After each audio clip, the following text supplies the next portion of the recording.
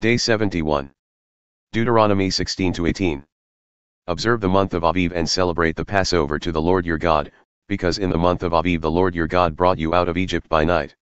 You are to offer to the Lord your God the Passover sacrifice from the herd or flock in the place the Lord will choose as a dwelling for his name. You must not eat leavened bread with it, for 7 days you are to eat with it unleavened bread, the bread of affliction, because you left the land of Egypt in haste, so that you may remember for the rest of your life the day you left the land of Egypt. No leaven is to be found in all your land for 7 days, and none of the meat you sacrifice in the evening of the first day shall remain until morning. You are not to sacrifice the Passover animal in any of the towns that the Lord your God is giving you. You must only offer the Passover sacrifice at the place the Lord your God will choose as a dwelling for his name. Do this in the evening as the sun sets, at the same time you departed from Egypt.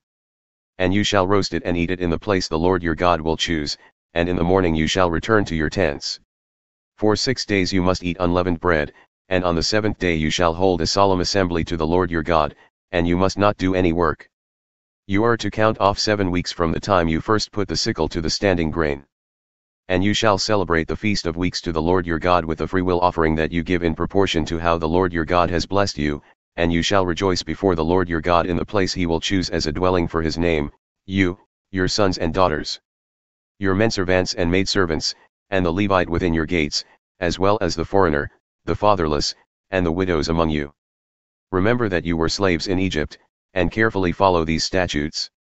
You are to celebrate the Feast of Tabernacles for 7 days after you have gathered the produce of your threshing floor and your winepress. And you shall rejoice in your feast, you, your sons and daughters, your menservants and maidservants, and the Levite, as well as the foreigner, the fatherless, and the widows among you. For 7 days you shall celebrate a feast to the Lord your God in the place he will choose, because the Lord your God will bless you in all your produce and in all the work of your hands, so that your joy will be complete. 3 times a year all your men are to appear before the Lord your God in the place he will choose, at the Feast of Unleavened Bread, the Feast of Weeks, and the Feast of Tabernacles. No one should appear before the Lord empty-handed. Everyone must appear with a gift as he is able, according to the blessing the Lord your God has given you. You are to appoint judges and officials for your tribes in every town that the Lord your God is giving you. They are to judge the people with righteous judgment. Do not deny justice or show partiality. Do not accept a bribe, for a bribe blinds the eyes of the wise and twists the words of the righteous. Pursue justice, and justice alone, so that you may live, and you may possess the land that the Lord your God is giving you. Do not set up any wooden Asherah pole next to the altar you will build for the Lord your God, and do not set up for yourselves a sacred pillar, which the Lord your God hates. You shall not sacrifice to the Lord your God an ox or a sheep with any defect or serious flaw, for that is detestable to the Lord your God. If a man or woman among you in one of the towns that the Lord your God gives you is found doing evil in the sight of the Lord your God by transgressing his covenant and going to worship other gods, bowing down to them or to the sun or moon or any of the host of heaven, which I have forbidden, and if it is reported and you hear about it, you must investigate it thoroughly. If the report is true and such an abomination has happened in Israel, you must bring out to your gates the man or woman who has done this evil thing, and you must stone that person to death. On the testimony of 2 or 3 witnesses a man shall be put to death, but he shall not be executed on the testimony of a lone witness. The hands of the witnesses shall be the first in putting him to death, and after that, the hands of all the people. So you must purge the evil from among you. If a case is too difficult for you to judge, whether the controversy within your gates is regarding bloodshed, lawsuits, or assaults, you must go up to the place the Lord your God will choose. You are to go to the Levitical priests and to the judge who presides at that time. Inquire of them, and they will give you a verdict in the case. You must abide by the verdict they give you at the place the Lord will choose.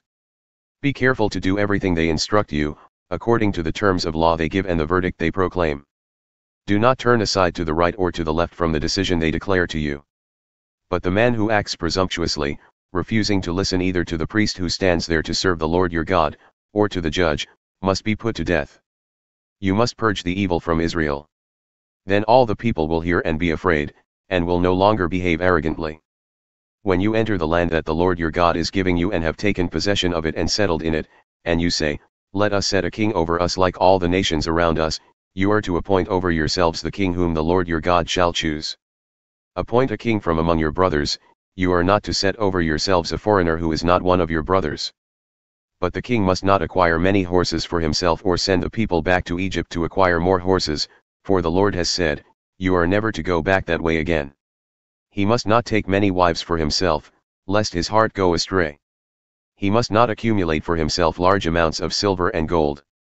When he is seated on his royal throne, he must write for himself a copy of this instruction on a scroll in the presence of the Levitical priests. It is to remain with him, and he is to read from it all the days of his life, so that he may learn to fear the Lord his God by carefully observing all the words of this instruction and these statutes. Then his heart will not be exalted above his countrymen, and he will not turn aside from the commandment, to the right or to the left, in order that he and his sons may reign many years over his kingdom in Israel. The Levitical priests, indeed the whole tribe of Levi, shall have no portion or inheritance with Israel. They are to eat the offerings made by fire to the Lord, that is their inheritance. Although they have no inheritance among their brothers, the Lord is their inheritance, as he promised them. This shall be the priest's share from the people who offer a sacrifice, whether a bull or a sheep. The priests are to be given the shoulder, the jowls, and the stomach. You are to give them the first fruits of your grain, new wine, and oil, and the first wool sheared from your flock. For the Lord your God has chosen Levi and his sons out of all your tribes to stand and minister in his name for all time. Now if a Levite moves from any town of residence throughout Israel and comes in all earnestness to the place the Lord will choose, then he shall serve in the name of the Lord his God like all his fellow Levites who stand there before the Lord. They shall eat equal portions, even though he has received money from the sale of his father's estate. When you enter the land that the Lord your God is giving you, do not imitate the detestable ways of the nations there. Let no one be found among you who sacrifices his son or daughter in the fire, practices divination or conjury, interprets omens, practices sorcery, casts spells, consults a medium or spiritist, or inquires of the dead. For whoever does these things is detestable to the Lord. And because of these detestable things, the Lord your God is driving out the nations before you. You must be blameless before the Lord your God. Though these nations, which you will dispossess, listen to conjurers and diviners, the Lord your God has not permitted you to do so. The Lord your God will raise up for you a prophet like me from among your brothers. You must listen to him. This is what you asked of the Lord your God at Horeb on the day of the assembly, when you said, "Let us not hear the voice of the Lord our God or see this great fire any more, so that we will not die." Then the Lord said to me, "They have spoken well. I will raise up for them a prophet like you from among their brothers. I will put my words in his mouth, and he will tell them everything I command him. And I will hold accountable anyone who does not listen to my words that the prophet speaks in my name. But if any prophet dares to speak a message in my name that I have not commanded him to speak, or to speak in the name of other gods, that prophet must be put to death." You may ask in your heart, how can we recognize a message that the Lord has not spoken? When a prophet speaks in the name of the Lord and the message does not come to pass or come true, that is a message the Lord has not spoken. The prophet has spoken presumptuously. Do not be afraid of him. Mark 13 verses 1 to 20. As Jesus was leaving the temple, one of his disciples said to him, "Teacher, look at the magnificent stones and buildings. Do you see all these great buildings?" Jesus replied, "Not one stone here will be left on another, every one will be thrown down." While Jesus was sitting on the Mount of Olives opposite the temple, Peter, James, John, and Andrew asked him privately, "Tell us, when will these things happen? And what will be the sign that they are about to be fulfilled?" Jesus began by telling them, "See to it that no one deceives you. Many will come in my name, claiming, 'I am he,' and will deceive many.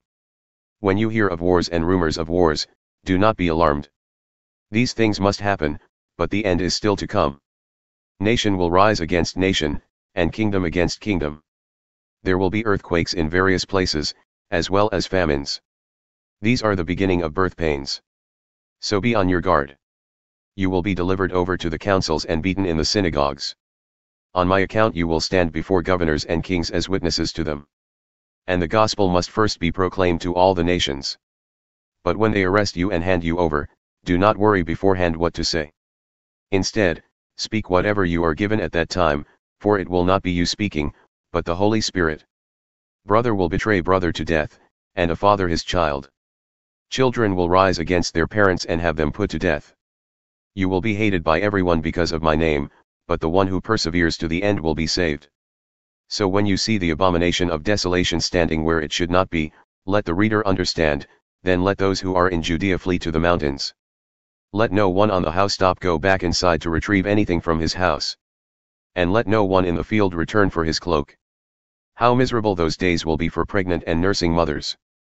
Pray that this will not occur in the winter.